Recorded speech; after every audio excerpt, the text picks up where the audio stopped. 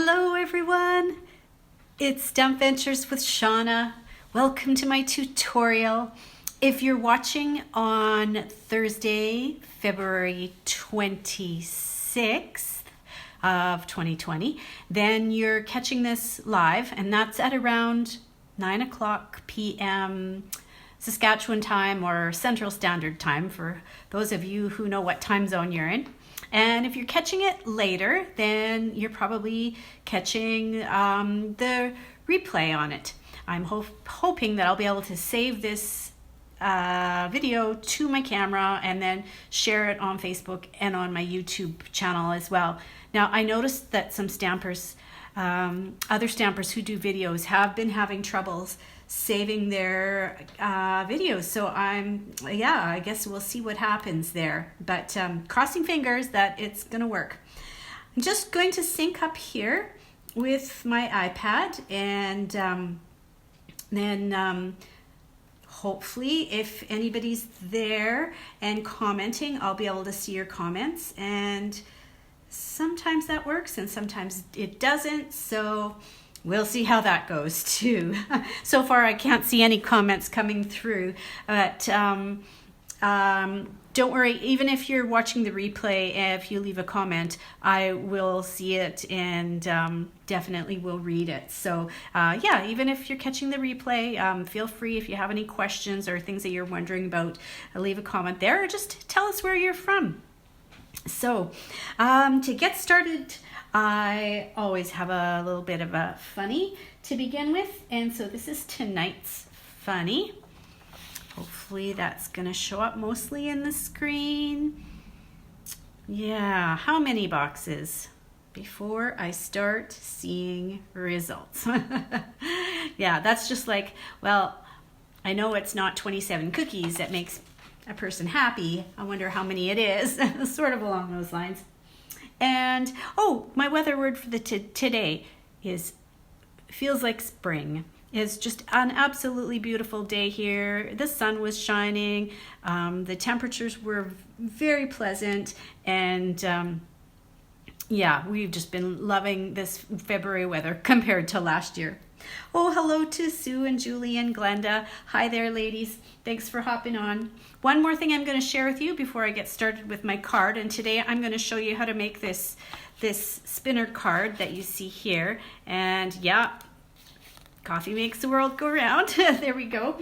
I couldn't do my video on Tuesday because I had been to my book club meeting Tuesday night, and it's usually the last Tuesday of every month.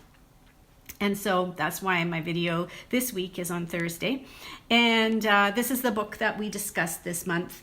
It's, Normal People by Sally Rooney. And just a heads up, if you ever see the word normal in the title of a book, that probably means that the people in the book are like maybe not so normal. Well, they were normal, but you know, they had issues too. But it's very much a relationship book, and it was written by an author who is quite young, like she's only 29. So some of the ladies in my book club felt that maybe this was more of a younger generation kind of book to read. But I thought that the author did really do a good job of capturing the essence of the relationship between the two people in the book. So just if anybody ever wants to borrow it, I've got it. All right. And so, I don't know if you recognize this stamp set. Many of you probably don't. Oh, hey, just noticed there's a few more people that have hopped on, and we've got Saskatoon and North Dakota and a few from Moose Jaw. Nice to see you all. Welcome. Thank you for joining me tonight. So you may not have seen this stamp set before, many of you. And if you're wondering where it came from, well, on March 3rd, Stampin' Up! Is releasing, I don't know, like 4 or maybe 5 new celebration rewards. And I know some of you will remember this stamp set from the Christmas catalog. And I used that for a few projects, and I really had fun and enjoyed using it before Christmas. And here, just to remind you, this is what the coordinating dies look like. Well, when I saw this celebration stamp was going to be coming out on May 3rd, I thought, oh, I want to play with that and have some fun with it too, because I really enjoyed the Cup of Cheer from just before Christmas. So this is a level 2 celebration set, and it is a, what's that called? Reversible. Is it called reversible?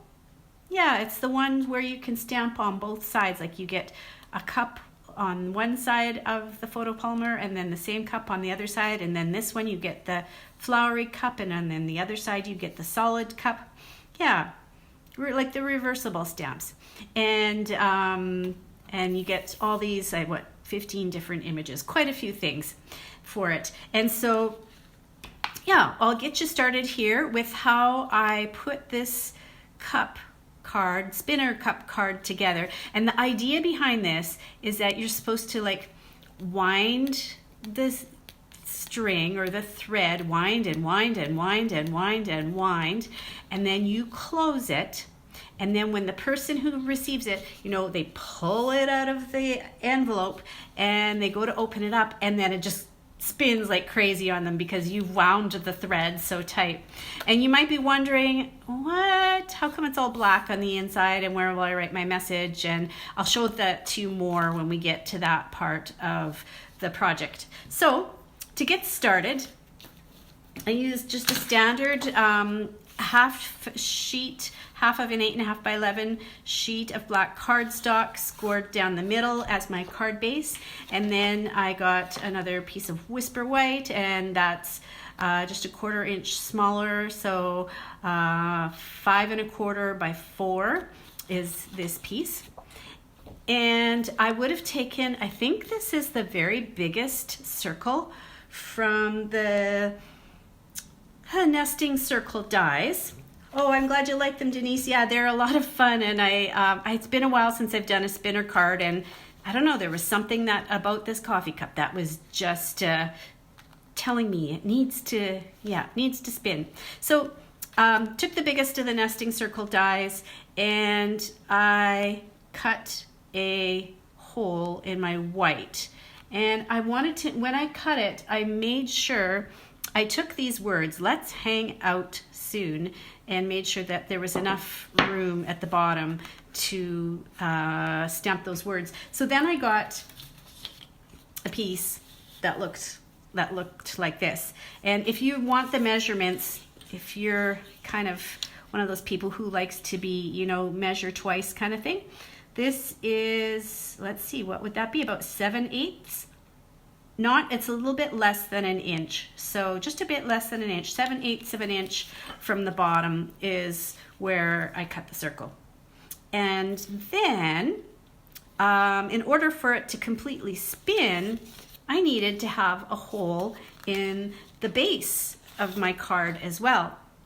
So what I did was I don't know if you can see, there's still some of it on there. I put a little bit of snail adhesive onto the white because I didn't want it to move around, and I centered it onto the front panel of the card like that. Oh, my light has gone out. I must need to charge my batteries. Let's see if that stays on for a bit again. And then I inserted the die and I moved it around until it kind of hit that spot, just like a puzzle, and I ran it through the big shot so that I knew that the circle in the white and the circle in the black cardstock would be all lined up nice and even.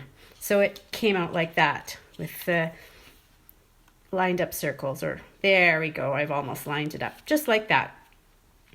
I didn't go through both sheets at once because I just didn't know with the black. I sometimes go through 2 sheets of white at the same time if it's just a large outline die shape because the white is thinner cardstock, but the black is quite heavy. So I was just worried I didn't want to be too rough on my die. So that's why I did it a pass through again to cut out the black. Then let's see. I needed to, well, I did some stamping on this. Might as well do that while I've got it out here. The words for the bottom, I just used the Memento Black ink. Probably making things go a little jiggly there. So let's hang out soon. And I thought the way the cup is kind of hanging or dangling from the spinner thread, that saying was kind of appropriate. And the stamp set, I should show you the stamp set. Where is the case? Yeah, I had it here.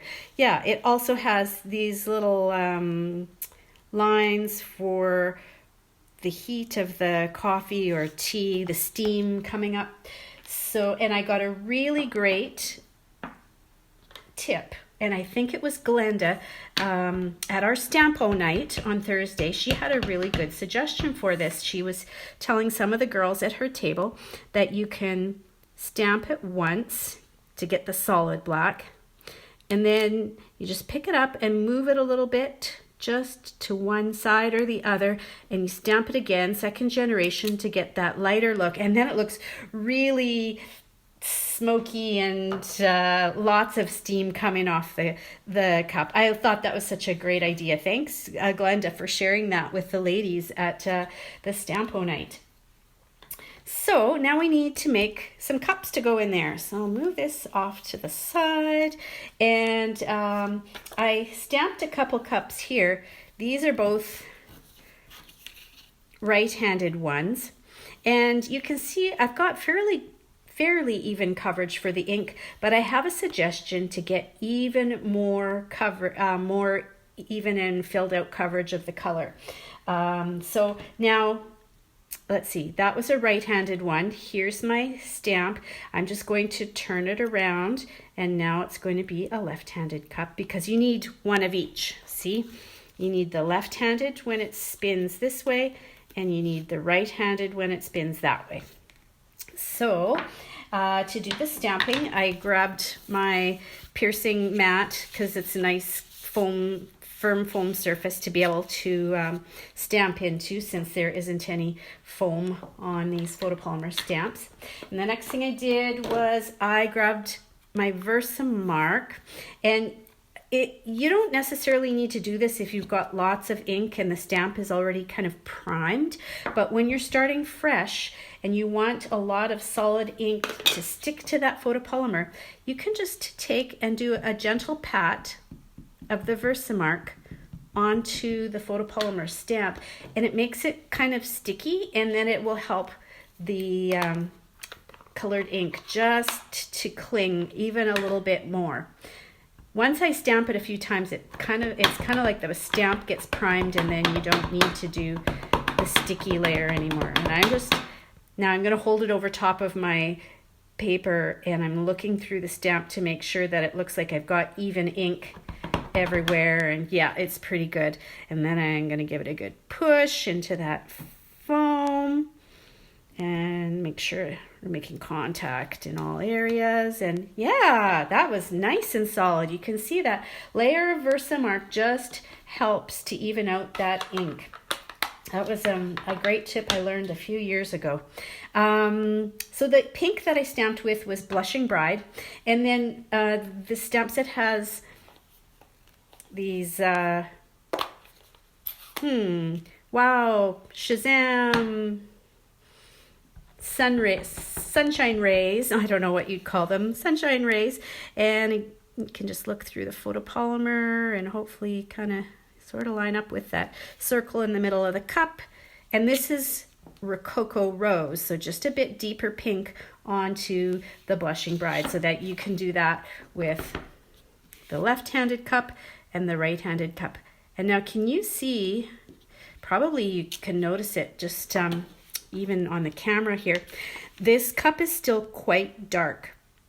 you're going to find when you're putting down these really heavy layers of ink that it sort of, as it sits, the color kind of develops and soaks in. And actually the first time I stamped these 2 cups, they looked really grainy and blotchy, and then as they sat and soaked into the paper, it got a lot more even and it looked nicer. So, oh, Jean, it looks like you're interested in getting this set too. Yeah, I just so much enjoyed the Cup of Cheer stamp set from Christmas and did some neat things with it, so I wanted to try with this one. So then I got the 2 dies, and again, there's the left and the right-handed cup, one's up and one's down there, and I would have cut those pieces out, and by the magic of television, there we go. They're cut and ready to go. And the word coffee. Lots of people need their coffee, and it's nice to hang out and have coffee, but the stamp set also does have the word tea. So if they're not a coffee drinker, you can use tea too. And the other thing that I discovered is that there's some itty bitty greetings that we have in our annual catalog. They have lots of little tiny sayings. Many of those itty bitty greetings will fit into the center of these cups as well. So that's handy to know. My itty bitty greetings are still wood mount ones, and like the For You and Hey Friend, those fit nicely into that little center circle.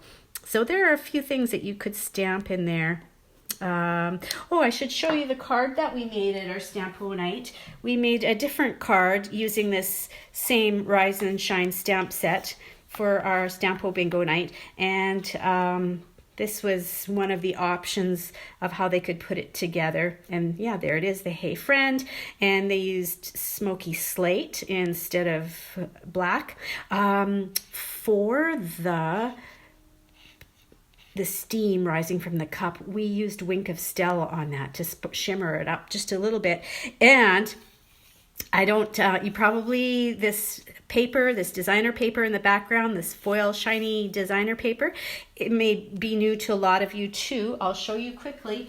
This is another choice that's going to be in the second celebration options that will be starting on May 3rd. So it's, what is the name of this foil paper? I can't remember the name of it right now, and I don't have it on here, but it's just lovely, and it's got rose gold and silver, and those are the 4 designs that it comes in. So watch for that for a celebration reward offering for the month of March. And I have this feeling this paper is gonna go just like that. It's going to be very popular. So if you're trying to decide to order between, say, the paper and the Rise and Shine stamp set, order the paper first, because Stampin' Up!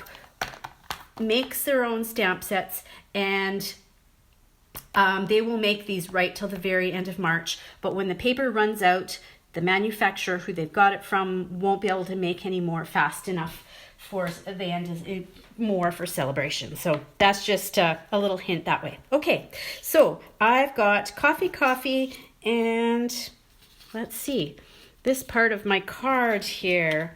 So I'm just going to peel this layer off, and oh, lovely. Okay, so you guys can tell me what you think I should put there where there's black ink on it. What can I cover that up with? So I'm turning this over, and I'm turning a coffee cup over, and I have a piece of thread.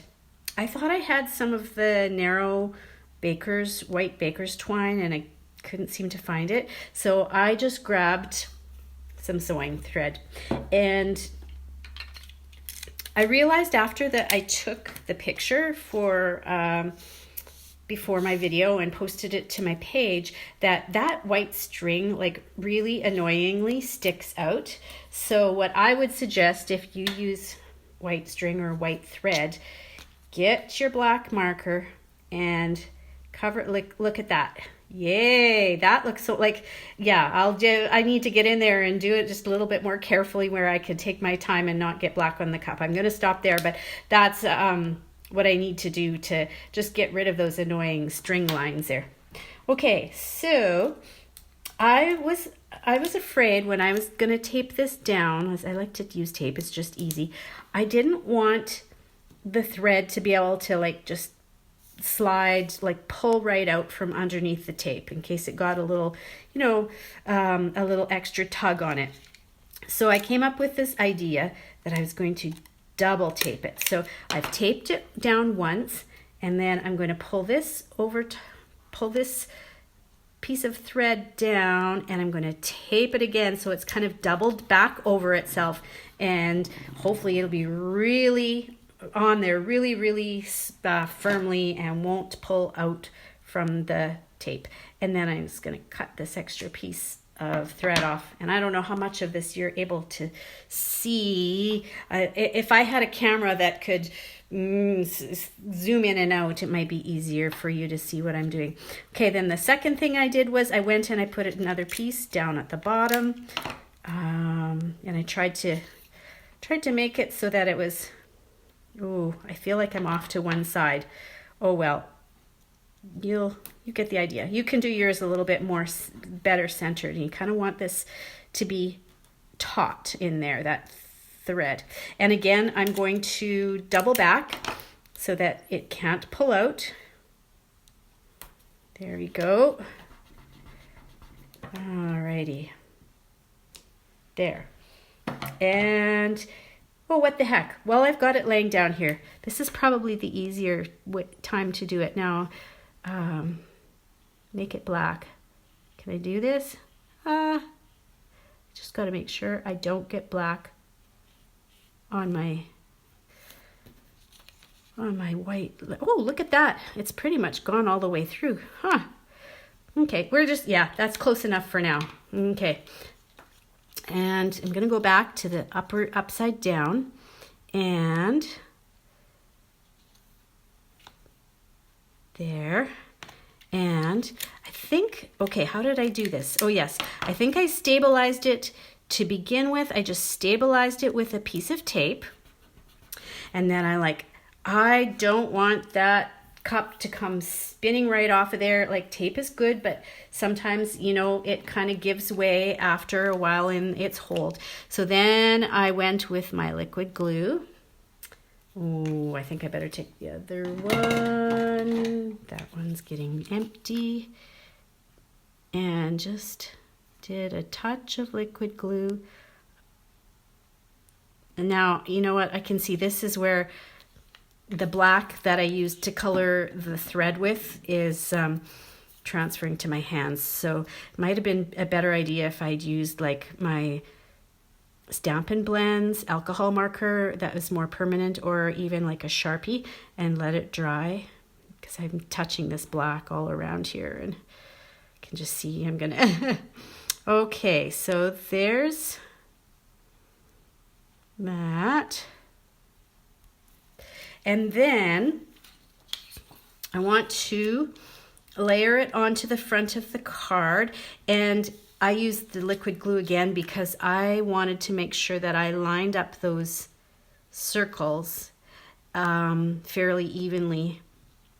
I could just see if I was using like a snail or whatever, I'd be touching it in a whole bunch of spots and trying to move it to get it to line up where I want it to be. But you want to go very sparingly again with the adhesive, because the white cardstock again is thinner, and you don't want too many bumps showing through the white cardstock. So there we go. I think that's pretty. Oh, okay. I gotta. This is why I use liquid. You can see it was there. That's better. Got it lined up on that side. Okay. Glenda says it's called the Flowering Foils Specialty Designer Series paper. Thank you, Glenda. And if anybody thinks about what I can do to cover up that, might have to have a little butterfly or something. There we go. Okay, we've got a spinner going on. Now, the inside of the card. I told you I would tell you what I decided to do with the inside. I really liked how it was black behind the cup, because it really made the cup pop. And when it was just plain white back there, you can see it looks cute, but it just didn't have the pop that I wanted with the black behind it. So I decided to take an extra piece of black cardstock, and I put sticky tape, tear and tape, whatever kind of that serious tape that's going on around there, and punched a little slot with my 1-inch punch just along the edge. You don't want to punch in too far because you want it to be hidden behind the front panel of the card. And then I created a little piece that I can write my message on. And that's where I would have used, I took and put both of these little flowers from the Rise and Shine stamp set onto one block and just kind of scattered them around with some Blushing Bride ink.